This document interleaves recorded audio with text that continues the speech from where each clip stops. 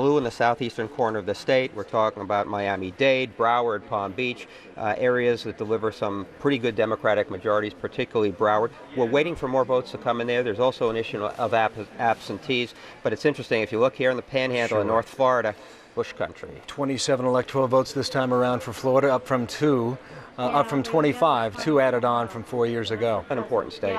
These are the trends, and again, at this point, we can't say in the end what's going to go for Florida, what's going to go for Ohio, but fascinating stuff. We'll have to watch the votes come in, and we can literally tabulate them here through our spatial logic technology and see how the counties are leaning at this point, and try and glean some sort of direction as we go throughout the night. Back to you now. All right, that was very fascinating. Bill Hemmer, Stu Rothenberg, thanks very much. Bill Schneider, looking at those exit polls, I believe you have some new numbers on what we're seeing in Florida. Florida. What do you think of when you hear Florida? You think of seniors. It has the oldest population in the country, and you think of a large population of Latino voters. But they're moving in opposite directions. In 2000, Bush carried the senior vote in Florida. How are they going now? Very narrowly for John Kerry. 51 Kerry, 49 Bush. Seniors in Florida have been moving to Kerry, possibly the prescription drug issue.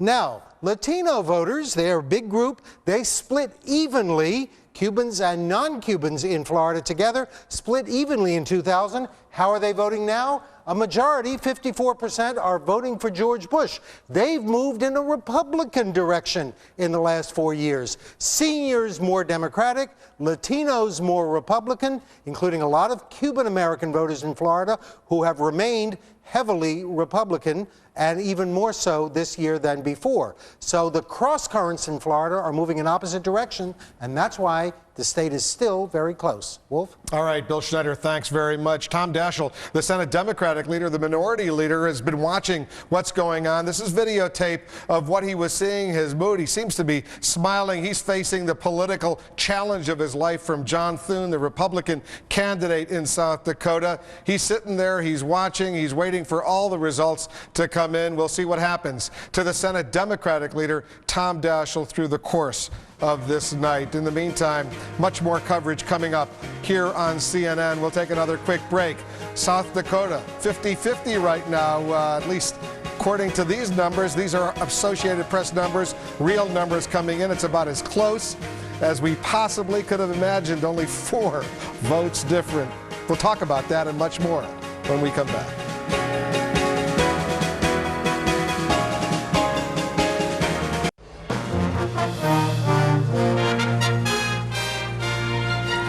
Welcome back to the CNN election headquarters at the NASDAQ market site right in the heart of Times Square. Jeff Greenfield, let's recap for our viewers now. Those states that CNN has been able to project as winning states for the 2 candidates. First, the states going for the President of the United States. And we'll just show our viewers, let's go through the top, and Indiana, Kentucky, Georgia, West Virginia, Alabama, Oklahoma. I think it's fair to say, Jeff, as we walk down and let our viewers take a look at these states that we've projected will go for the President, the so-called red states, there are no surprises here yet. That's correct. Unless you thought Bill Clinton was going to pluck Arkansas away from Bush for Kerry, all these states for George Bush, 21 if I've done my bad arithmetic, all of them voted for Bush last time, all of them for Bush this time. And let's move on and take a look at the states that John Kerry, we've projected, will go for John Kerry. And no huge surprises here either. Vermont, for example, Massachusetts, Delaware, all these states went for Al Gore the last time. And guess what?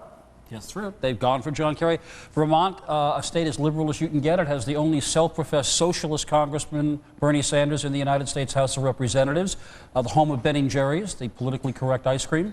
So there really isn't a single surprise, and it really feels, I hate to quote Yogi Berra, but it really feels like deja vu all over again. Let's point out to our viewers what's happening in Maine. 4 electoral votes. We've projected 3 of them will go for John Kerry. We're still waiting to find out what happens in that 4th electoral vote. It is not impossible that 1 electoral vote, if it goes to George Bush, could tip the balance. It is not impossible. We're waiting to see what the 4 electoral votes in Hawaii do, votes that are normally reliably Democratic. We still don't know about Nevada, Colorado. The polls are still open out there.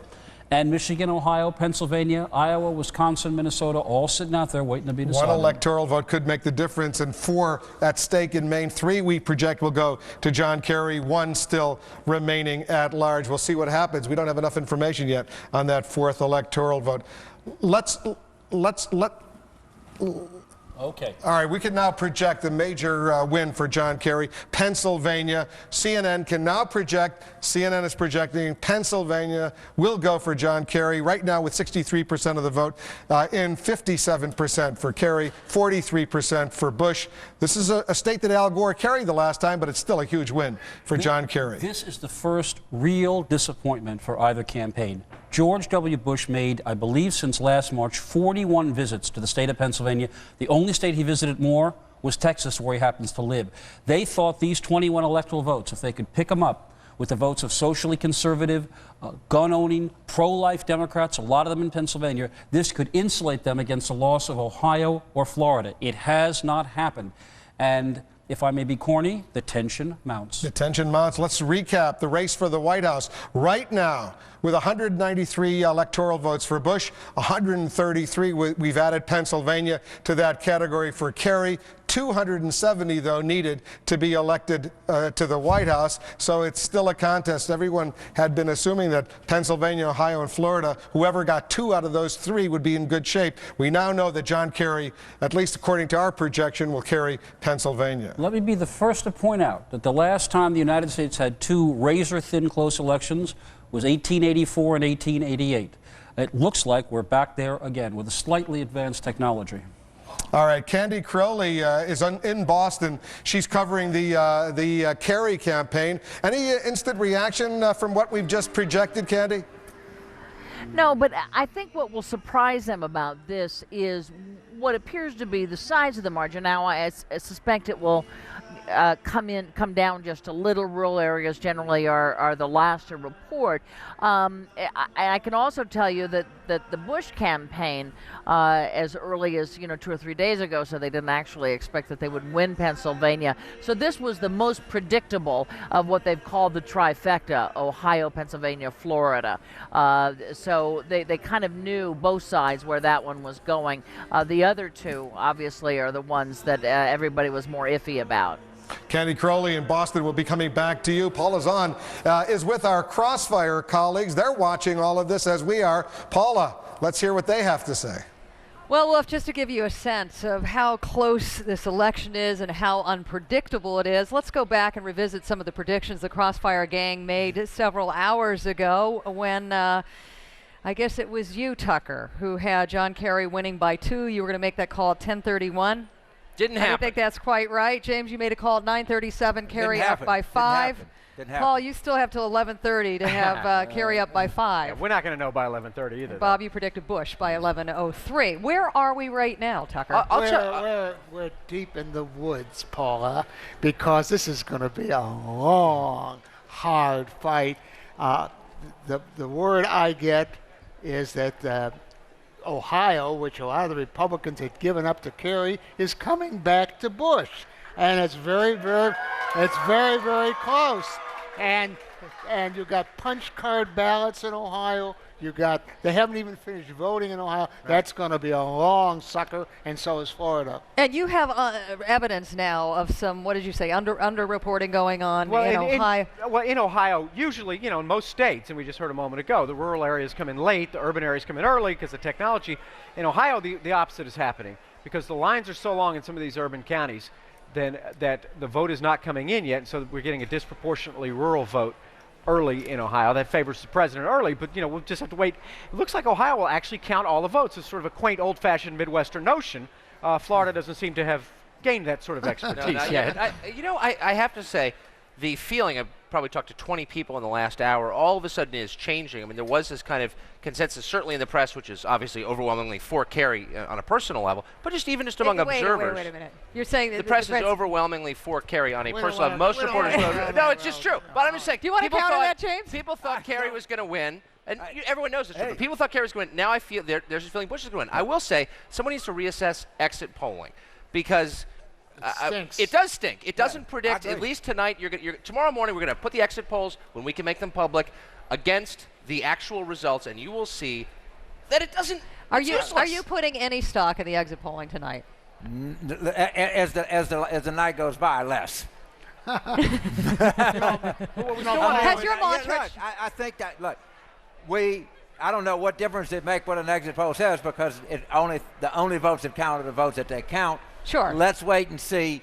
We got Ohio left to go. We got a lot of key states out there left to go. So before we jump to conclusions, but Has your mantra changed at all in the last 45 minutes? Your mantra: Ohio, Florida, Ohio, Florida. No, it has to. And if the president carries both Ohio and Florida, it is extremely difficult, almost impossible. May happen. Could happen. It could happen. Very possible. It's very possible that it could happen. If it does, I'd be the first to tell you the math becomes very difficult. I enjoy political funerals, and I want to recite the death of a couple of famous politicians. The senior Republican in the House of Representatives, Phil Crane of Illinois, 75 years old. He replaced Don Rumsfeld in a special election in 1969. Looks like he has been defeated today.